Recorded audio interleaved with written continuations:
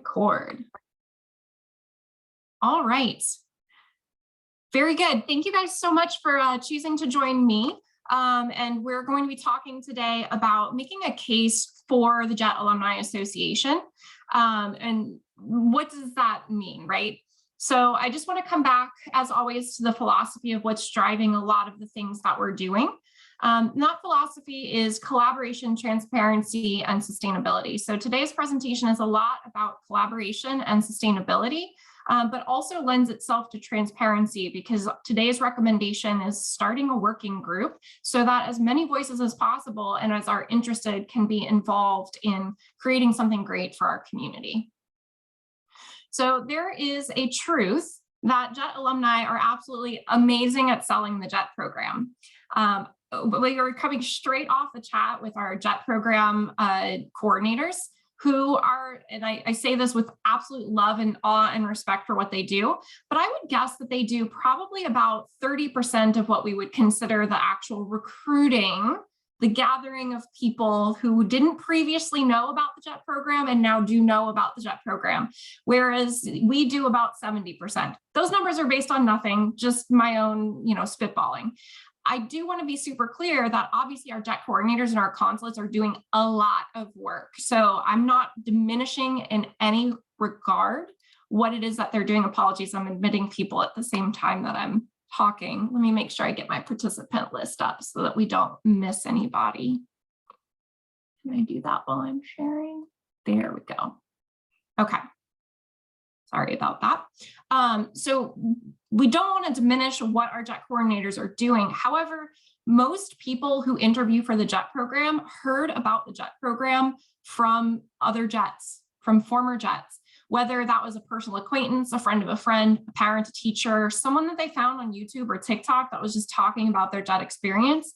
Sometimes you'll hear that there was an info session on my campus, but 50% of the time, the person running that info session is a JET alumni volunteer, not a JET coordinator, right? So it's never, you never hear anyone say like, oh, I found out about the JET program from an ad in the newspaper, or oh, I found it on Indeed.com, right? It truly is a grassroots a word of mouth, person to person informing about the JET program, and that they rely upon us as their most powerful recruiting tool. And we've become really, really good at recruiting for the JET program. There's more than 40,000 JETs out there, so we must be doing something right. Let me get a couple people into the room. So if we look back at our ecosystem org chart, we have a really enormous amount of impact, and we are incredibly important to the success of our prospective JETs and recruiting efforts. This tiny but really important corner of our ecosystem, we have a ton of impact in. It is also true, in my opinion, that JET alumni are not as amazing at selling the JET Alumni Association. And I don't mean to insult anyone here. I know that we are all working our tails off trying to get people to come and join our alumni association. And I am sitting here as the former president of a chapter that has shrunk to near dormancy while I have been president. So I completely understand how hard we work and just don't get a lot of return on that work. So when recruiting season starts for the JET program, I don't know about the rest of you, but I see posts slinging all over my newsfeed from you guys and from chapters and from US JETAA and from the consulates announcing that the JET program application is open. I never have any idea when other chapters are recruiting for new members or when they're having elections. Maybe once or twice a year, I'll see a post pop up saying that a particular chapter is having elections. And that's because I am deeply steeped in the community. Like my Facebook feed is about probably 60% JET stuff and 40% family. So it's not to say that the chapters are not advertising that they're doing these things. There are two main reasons that this is probably the case. Number one is maybe we aren't posting, and I am 100% guilty of this. So there's zero judgment in that statement. But more likely, we are posting our butts off, but our reach is just really narrow when you're one chapter. A single chapter posting is basically like a drop in the ocean unless other chapters, alumni, and ecosystem partners are amplifying what we are trying to send out into the social media universe, the way that we do when the JET program application goes live.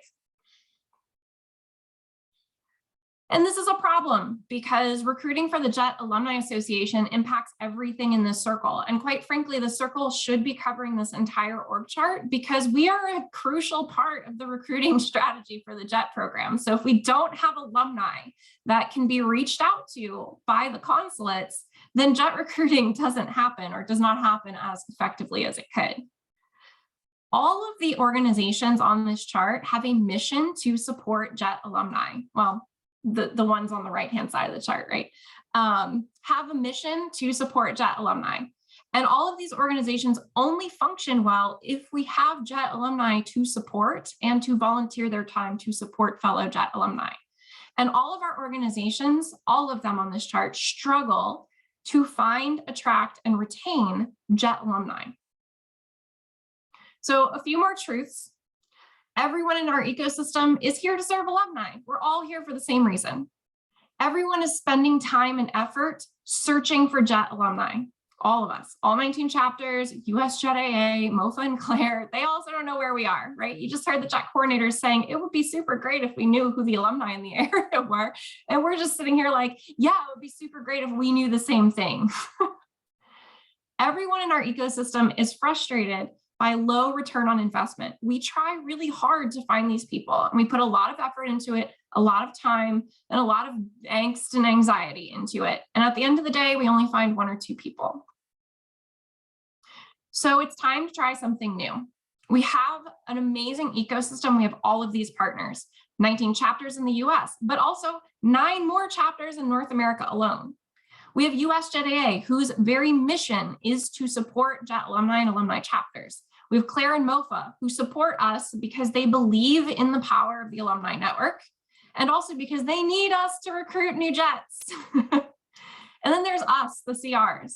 We're here to do our best to support initiatives that help everybody and all alumni, which is why I'm here today proposing a working group to make the case for JETAA, so that we can learn how to sell the JET Alumni Association so that it is attractive for people to come to. So the problem statement is we're all working really hard, all of us. Our ecosystem partners, we're all duplicating the same efforts with the same goal at the end, ideally. Our reach as individual entities is small, and our return on investment is a little low. And I also want to add this in. This is a little bit of a cherry on top type situation for those of you who are chapter leaders trying to turn over your boards. We have a bit of a culture of negativity or apologeticness when we try to talk about our leadership roles. And we all know what this is like. Oh, it's, you know, we just need a president. It's not that bad. It's only like, you know, I only spend like an hour a week working on it. And like, you get to meet cool people. Do you want to be president? Right? Like, we can't talk about our roles like that. No one's going to want them.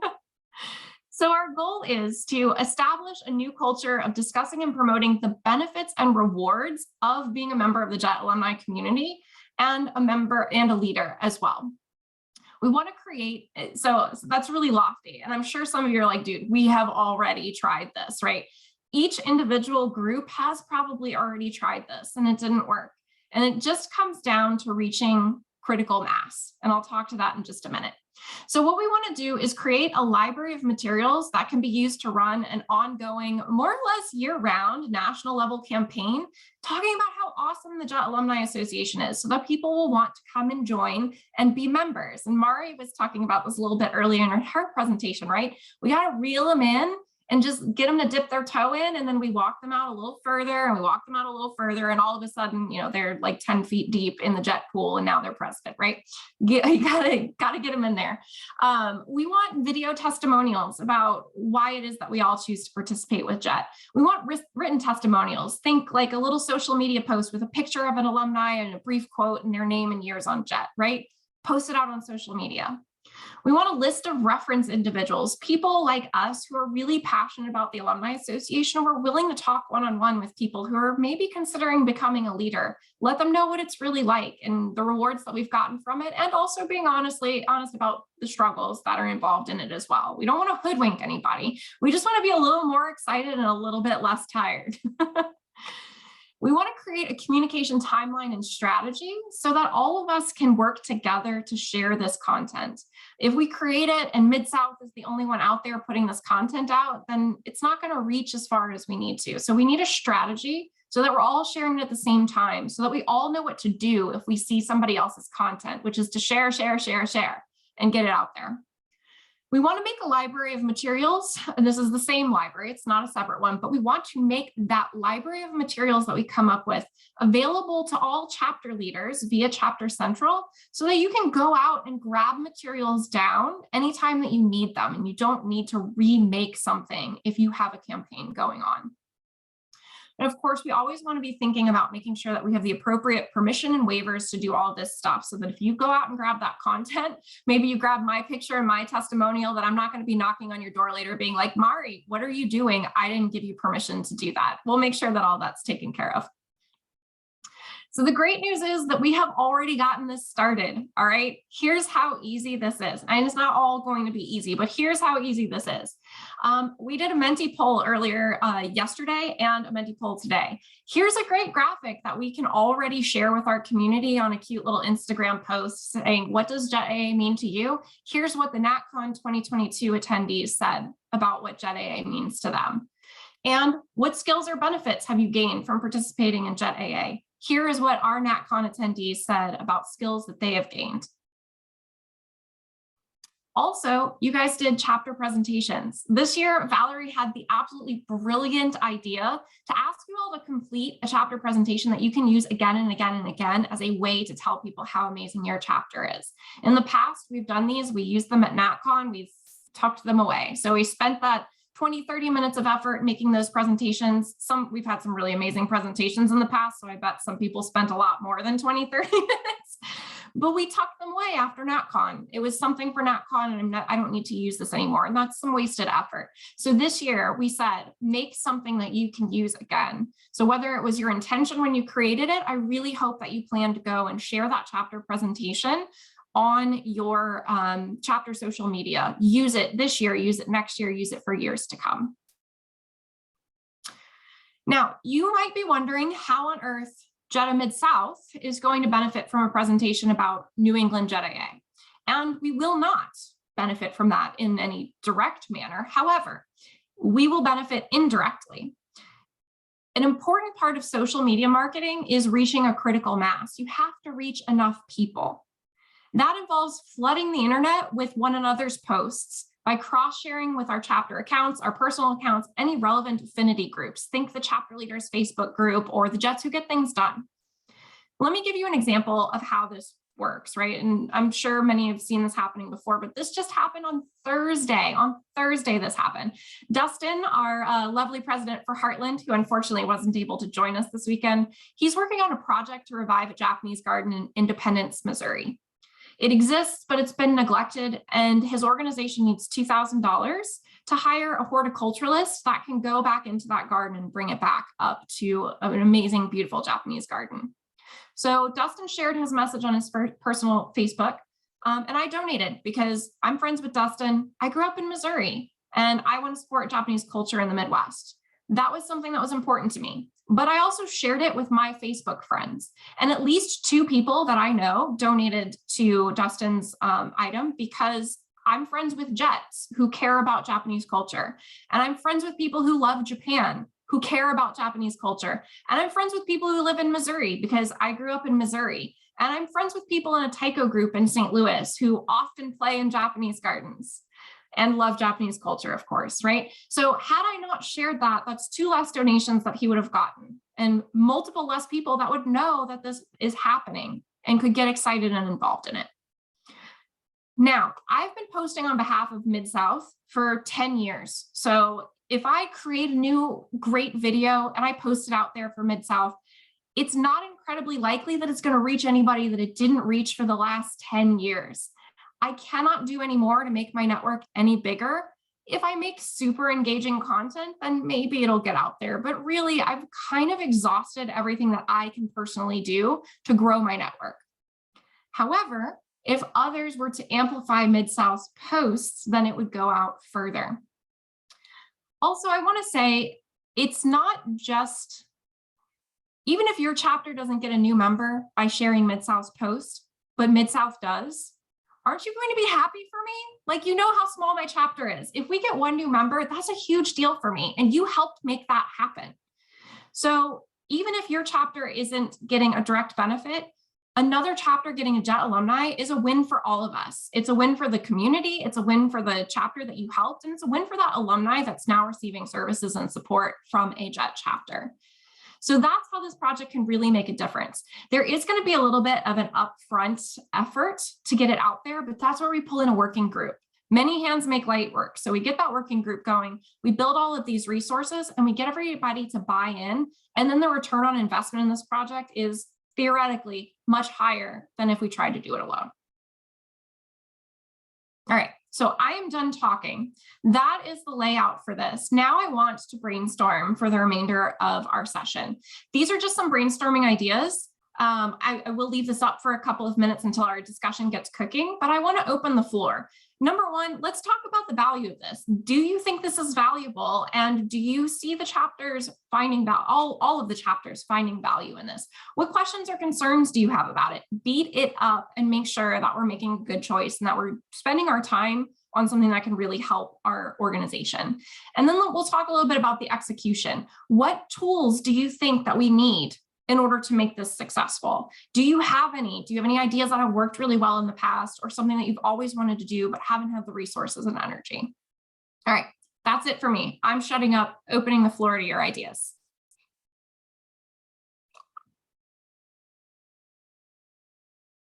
And take some think time. I'm going to catch up with the chat.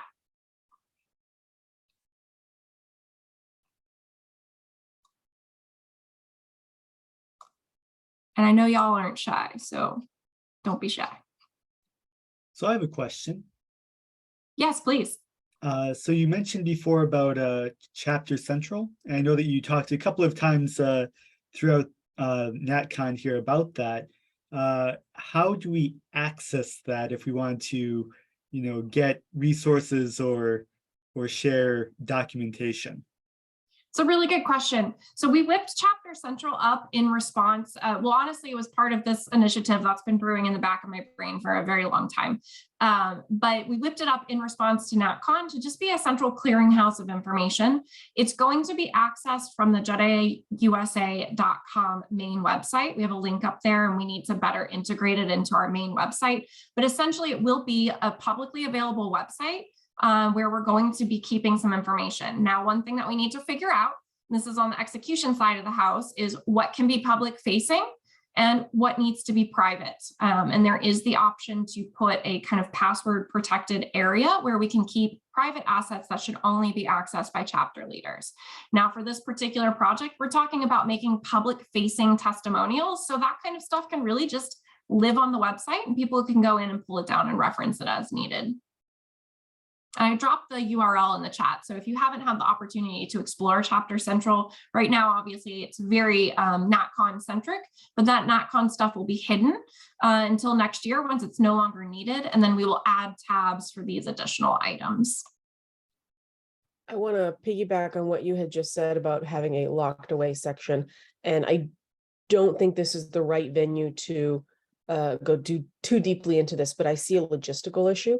And that is, as was mentioned yesterday, most of us have forwarding emails as generic email accounts that we do advertise, treasurer at whatever.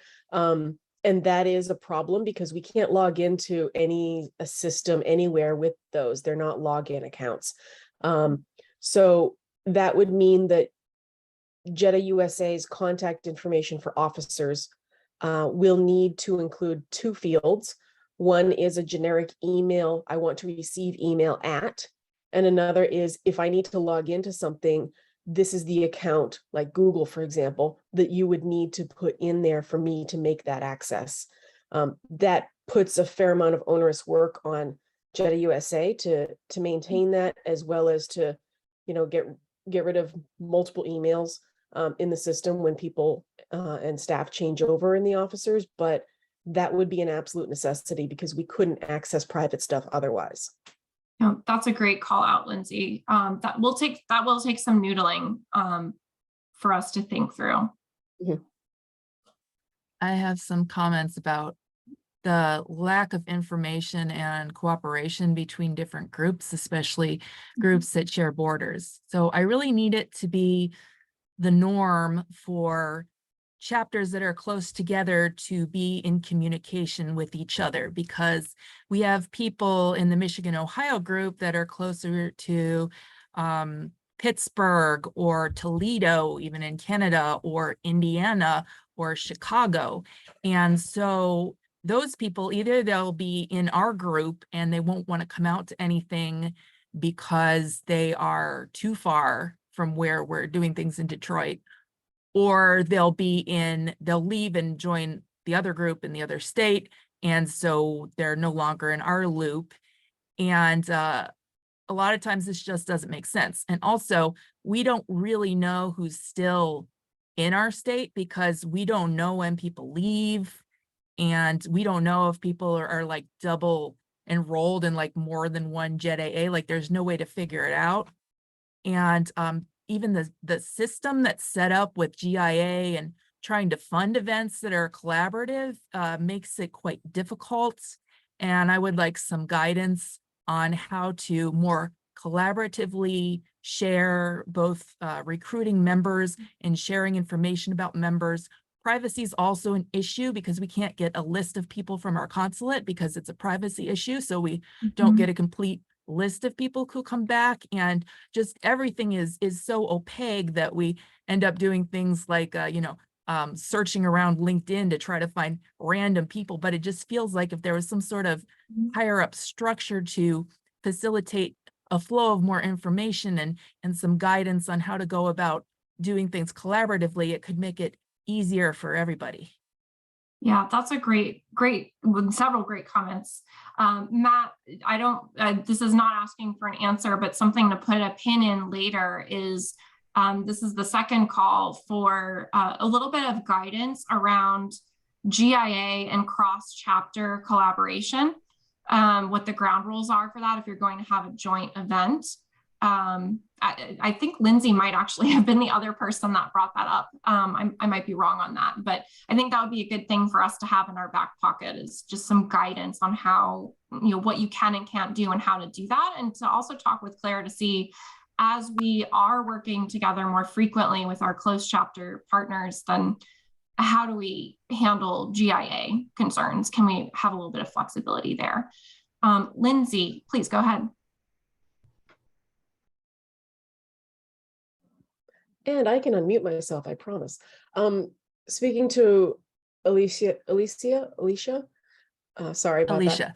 Alicia, her concerns, I would like to see, in terms of a very concrete thing, I would need in this tool that you're proposing, Megan, is a list of the other officers, contact to that list and contact to their contact information. And with that, I would know, who to contact about, hey, yeah, we did this event last year. I know officers have changed, and the previous person who arranged it in our group has been incommunicado for months. Who do I research? I just connected with Ty Lam on Friday at NatCon about jet ski this year. And the only reason was because she's like, hey, are we doing it? Are you guys hosting it? And I'm like, excellent question. No, this is a great call. So this is really like, we just need to network with each other. We need to know who each other is. And obviously overturning our own staffs is one thing, but the only way to overcome that is to at least have a maintained and updated list of contacts, officer contacts. Excellent. This is really good feedback, Lindsay. Also, a quick comment to Alicia with regards to people sharing. I know we've had a couple mentions of the US JETAA National Database over this weekend. That is something that I obviously feel really passionately about, as I helped to implement it. And I do think it's the wave of the future, rather than us trying to force people to our own database. Now, there are challenges in that as well, in that there are privacy laws. And, for example, if you sign up for the US JETAA database, there's a checkbox where you can say, yes, you're allowed to share my information with the chapter, or you're not. So there's like a forced outward where the US JETAA executive director would pull a list and send it to you once a year. But if that person puts themselves in the directory and you are also in the directory, then that's somewhere where you can go and search and reach out to those people as well, instead of needing to go to LinkedIn and needing to go here and there. But that would require some coordination for all of us to push people to sign up for that free membership at US JETAA so that they're in that database. And I had one other comment that I've forgotten. Matt, let me turn it over to you. Your hand was up next. Yeah, to respond to both of those things, we are in the middle of discussing how to handle cross-chapter or activities. And more these days, especially where one chapter will host an event that people could show up at from around the world, if that somehow requires funding, since our funding has always been posited on the idea it only goes to that chapter's members. So we are working on that, and we're, any new input that people can give or any ideas or examples that we can work with would be appreciated. But that's something that we're doing right now. Returnee lists, are you not receiving those from us, from JLGC New York? If you are not receiving a returnee list from JLGC, you should be.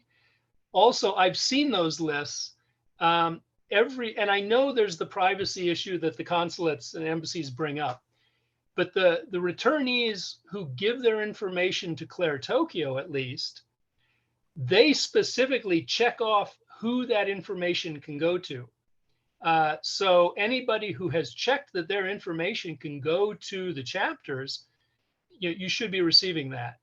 They have the JETAA USA, they have US JETAA, JETAI. There are other organizations in there, but people should be checking off that their information can go to the chapters. And if you're having a problem, talk to us at JLGC, because we also work to get those lists as soon as we can. That information is gathered by Claire and normally was sent to the diplomatic outposts. And several years ago, we finally got access to that through JLGC so that we can also send it out. So if you're not getting it, talk to me, please. So Matt, we are getting the list from the After JET conference, the people who sign up for that. But this year is like 16 people for us. And we usually send out like 45 people a year. So it's a small fraction of the people who leave. So well, unfortunately, the two factors that I could cite offhand are they're not going back to Detroit, or they're not going back to your region. Or they simply did not agree to have their information released. And I can't tell you the percentage, but not everybody, signs off on that, I know.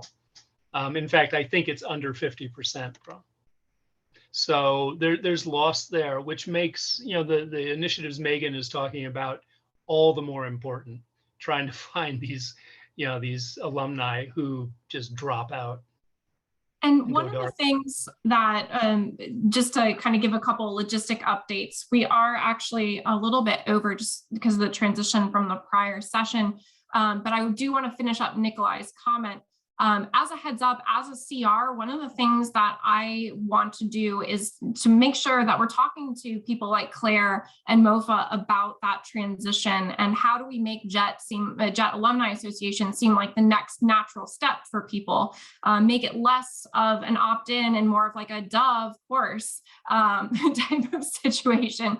So that's kind of a systemic thing that we're going to inch towards little by little. But is for sure top of mind. So Matt, thank you for those comments. Nikolai, will pull you in last, and then we may be over break time. We might need to scoot straight into the next session, but it's cool if you guys need to grab some water or something. Nikolai, please take it away.